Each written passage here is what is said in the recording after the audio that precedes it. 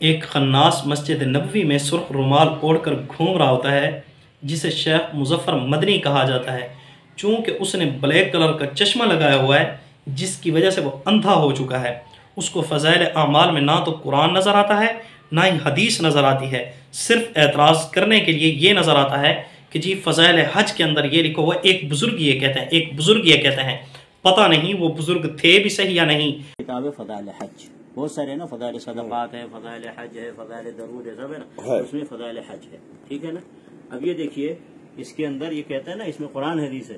اب یہ دیکھو، یہاں دیکھو، یہ دیکھو، ایک بزرگ کہتے ہیں، یہ کون سا قرآن ہے، کون سی حدیث ہے؟ اگر قرآن ہے تو کہتے ہیں کہ دیکھو قرآن میں آیا ہے یا ایک حدیث میں آیا، ایک بزرگ کہتے ہیں۔ یہ ہم کو بزرگوں کا قصہ نہیں چاہیے، یہ بزرگوں کی بات کیوں یہ پھیلاتے ہیں۔ تب ایک دیکھیے، ایک بزرگ، یہاں پہ ایک بزرگ، یہ دیکھو ایک بزرگ، یہ دیکھو ایک بزرگ فرماتے ہیں۔ بھائی بولو اللہ فرماتا ہے۔ بھائی کیا اللہ تعالیٰ نے واقعات کو نقل نہیں کیا؟ کیا لوگوں کے قصے اللہ تعالیٰ نے بیان نہیں کیے؟ 20 پارے کے اندر پوری سورت ہے، سورۃ القصص۔ اللہ تعالیٰ نے قصوں کو نقل فرما کر یہ فرمایا ہے، نحن نقص علیک احسن القصص بما اوحینا الیک ھذا القرآن۔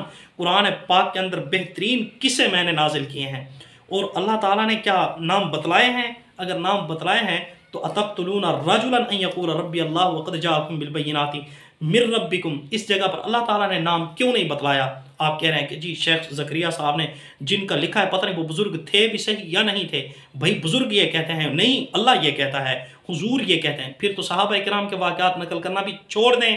پھر اگر آپ کی طرز پر چلنا شروع کریں تو پھر تو سارے دین اسلام کا بیڑا غرق کر بیٹھیں۔ بھائی اس کتاب کو اللہ تعالیٰ نے قبولیت سے نوازا ہے اور آپ اس کتاب سے حسد کر رہے ہیں۔ حضور نے حسد سے منع فرمایا ہے، یہی وجہ حضور نے فرمایا ایاکم الحسد فإن الحسد یأکل الحسنات کما تأکل النار الحطب۔ حسد سے بچو، وہ حسد دینی کمالات میں ہو یا دنیاوی کمالات کے اندر ہو، دونوں کے اندر حسد سے بچنے کے لیے حضور نے فرمایا ہے۔ اور آپ حسد کی آگ میں جل رہے ہیں اور آپ وہی کام کر رہے ہیں جو مشرکین مکہ نے کیا ہے۔ مشرکین مکہ کو بھی اللہ تعالیٰ نے یہی فرمایا تھا کہ اس جیسی کتاب لے کر آؤ، اس جیسی کتاب نہیں لے کر آ سکتے تو 10 آیاتیں اس جیسی لے کر آؤ، اس جیسی 10 آیاتیں بھی نہیں لے کر آ سکتے، سورۃ الکوثر جیسی ایک چھوٹی سی سورت لے کر آؤ، لیکن وہ نہ لے کر آ سکے۔ اور اسی طرح آپ چونکہ اس کتاب کا متبادل قرآن اور حدیث کی روشنی میں آپ لکھ نہیں سکتے، آپ کے اندر صلاحیت اور قابلیت نہیں ہے، آپ حسد کے اندر جل رہے ہیں۔ بھئی آپ کے اندر قابلیت ہے تو آپ مسجد نبوی کے اندر گھوم رہے ہیں عورتوں والا دوپٹہ اوڑھ کر سرخ رنگ کا، تو آپ وہاں پر بیٹھ کر کتاب کیوں نہیں لکھتے؟ اللہ تعالیٰ سے قبولیت کیوں نہیں مانگتے تاکہ فضائل اعمال کو لوگ پڑھنے کی بجائے اس کتاب کو پڑھنا شروع کر دیں؟ اور آپ اس کتاب کو جس کو پڑھ کر لوگ گناہ گاری والی زندگی کو چھوڑ کر نیکوکاری والی زندگی کے اندر آتے ہیں، لوگوں کی زندگیاں چینج ہو چکے ہیں۔ میں آؤٹ آف کنٹری کی بات نہیں کرنا چاہتا، پاکستان کے اندر اتنے سارے لوگ ہیں جنہوں نے اس کتاب کو پڑھا ہے اور ان کی زندگی کے اندر حقیقی چینجنگ آ چکی ہے، تبدیلی آ چکی ہے۔ اور جس گھر کے اندر اس کتاب کی تعلیم دی جاتی ہے اس گھر کے بچوں کی کیفیت یہ ہوتی ہے کہ سکول کا ماسٹر پوچھتا ہے کہ بڑا ہو کر کیا بنے گا تو وہ بچہ کہتا ہے میں صحابی رسول بنوں گا۔ اس قسم کے اور صحابہ کرام کے واقعات ہیں۔ جہاد کو آپ نے تو کبھی بیان ہی نہیں کیا۔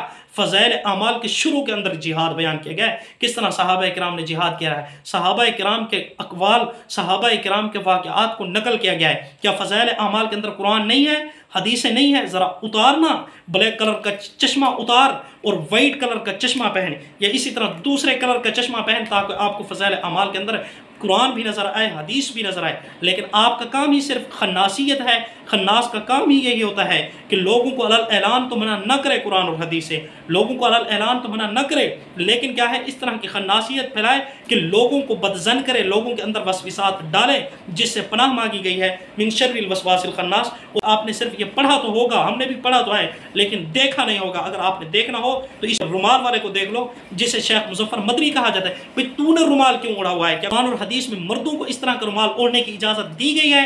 یہ تو عورتیں اس طرح کا لباس پہنتی ہیں، اور تو نے پگڑی کو چھوڑا ہوا ہے۔ پگڑی حضور اکرم صلی اللہ علیہ وسلم کی سنت ہے، وہ خبیث تو نے پگڑی نہیں پہنی، پگڑی کو اتار کر پھینک دیا تو نے، اور تو نے رومال پہنا ہوا ہے۔ آج تو ہمیں درس دینے کے لیے آگے ہے کہ جی بزرگ یہ کہتے ہیں، ہم نے کب کہا ہے کہ یہ قرآن ہے، ہم نے کب کہا ہے کہ یہ حدیث ہے؟ ہم نے کہا ان واقعات کو پڑھنے سے انسان کا شوق ابھرتا ہے، انسان کے اندر جذبات ابھرتے ہیں، انسان قرآن اور حدیث کی طرف پلٹ جاتا ہے، انسان قرآن اور حدیث کی طرف دوڑ لگاتا ہے۔ لہٰذا اس کتاب کو جو پڑھتا ہے وہ روزے دار بنتا ہے، اس کتاب کو پڑھتا ہے تو نمازی بن جاتا ہے۔ الحمدللہ اس کتاب کو پڑھنے والے، اس کتاب کو پھیلانے والے دنیا کو نمازی بناتے ہیں، جبکہ تم تو نمازیوں کو بھی بے نمازی بناتے ہو، اور یہ کہتے ہو کہ تمہاری تو نماز ہوتی ہی نہیں ہے، بھئی نماز اس طرح پڑھو، نماز اس طرح پڑھو، نماز ایسے ہوتی ہی نہیں ہے۔ اور بھائی حضور صلی اللہ علیہ وآلہ وسلم نے فرمایا صلو کما رأیتمونی اصلی، نماز ایسے پڑھو جسے مجھے پڑھتے ہوئے دیکھا ہے۔ آج حضور نہیں ہے تو ہم کیوں نہ کہیں کہ اس طرح حج کرو جس طرح اس بزرگ نے حج کیا ہے، اس طرح نماز پڑھو جس طرح اس بزرگ نے نماز پڑھی ہے،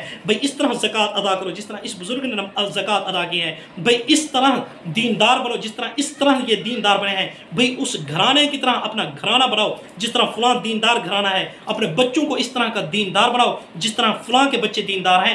بھئی کیوں نہ بزرگوں کے واقعات کو نقل کیا جائے؟ اگر ان بزرگوں کے واقعات کو نقل کرنے سے انسان قرآن اور حدیث کی طرف جاتا ہے تو پھر آپ ان کو کیوں منع کر رہے ہیں؟ ہاں آپ ان کا متبادل پیش کریں، اگر آپ کے پاس متبادل نہیں ہے تو پھر آپ بونگیاں مارنا چھوڑ دیں، بکواسات کرنا چھوڑ دیں، اور امت وہاں پر حج عمرہ کرنے کے لیے آتی ہے، جناب نبی کریم صلی اللہ علیہ وآلہ وسلم سے کی محبت سے اپنے سینوں کو بھر کر آتے ہیں، تو جناب نبی کریم صلی اللہ علیہ وآلہ وسلم کی محبت کو لوگوں کے دلوں سے نہ نکالیں۔ آپ کا کام ہی خناسیت ہے، اور آپ ہیں ہی خناس، خناسیت کو پھیلا رہے ہیں اور لوگوں کو وہاں پر گمراہ کر رہے ہیں۔ بھی اتارو رومالڑی اور پہنو نہ پگڑی حضور صلی اللہ علیہ وسلم والی، مسجد نبوی کے اندر رہ کر حضور اکرم صلی اللہ علیہ وآلہ وسلم کی سنتوں پر تو خبیث نہیں چل رہا، اور وہ لوگ جن کو بتایا جاتا ہے اس طرح سنتوں پر عمل کرو تو یہ ملے گا۔ باقی آپ کہتے ہو کہ جی خوابوں کے اندر کیا نظر آتا ہے؟ بھئی آپ کی اذان خوابوں کے اوپر کھڑی ہے۔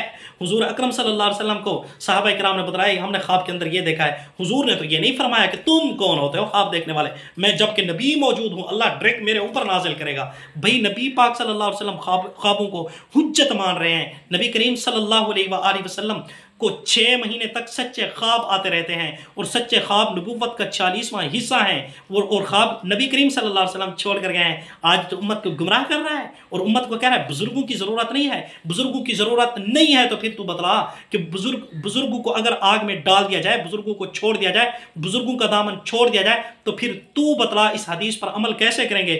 صلو کما رأیتمونی اصلی، بھئی نماز ایسے پڑھو جیسے مجھے پڑھتے ہوئے دیکھا ہے۔ پھر صحابہ کرام نے فرمایا فَإِنْ آمَنُوا بِمِثْلِ مَا آمَنْتُمْ بِهِ فَقَدْ اهْتَدَوْا، کہ اللہ نے فرما دیا ہے ایمان ایسا لے کر آؤ جس طرح صحابہ کرام لے کر آئے۔ صحابہ کرام نے فرمایا نماز ایسی پڑھو جیسے ہمیں پڑھتے ہوئے دیکھا ہے۔ پھر بزرگوں نے فرمایا کہ نماز ایسی پڑھو جیسے ہمیں پڑھتے ہوئے دیکھا ہے۔ تو ان بزرگوں کو کیسے چھوڑ دیا جائے؟ بھئی اگر تو بزرگوں کو چھڑوانا چاہتا ہے تو اس کا متبادل تو کوئی پیش کر۔ خناس تیرے پاس متبادل ہے نہیں تو پھر تو امت کو گمراہ کیوں کر رہا ہے؟ اور جس کو بھی اس فضائل اعمال پر، فضائل صدقار پر، فضائل رمضان پر، فضائل حج پر کسی کو کسی قسم کا اعتراض ہے تو وہ بندہ ناچیز سے رابطہ کرے، انشاءاللہ بندہ ناچیز آپ کو مطمئن کرے گا۔ الحمدللہ انڈیا کے کئی سارے علماء کرام کو میں نے جن کو کچھ شک اور شبہات تھے فضائل اعمال پر، ان کو الحمدللہ میں نے مطمئن کیا ہے۔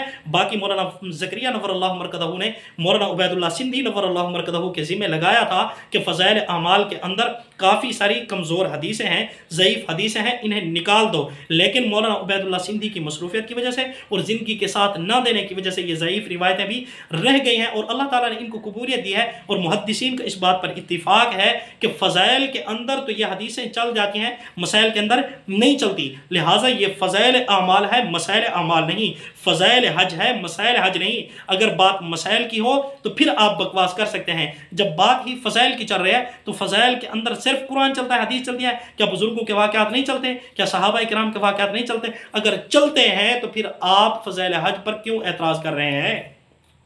تو پھر اس سے معلوم ہوتا ہے کہ آپ حسد کی آگ میں جل رہے ہیں، اور جلنے والوں کا مکالہ آپ جلتے رہیں۔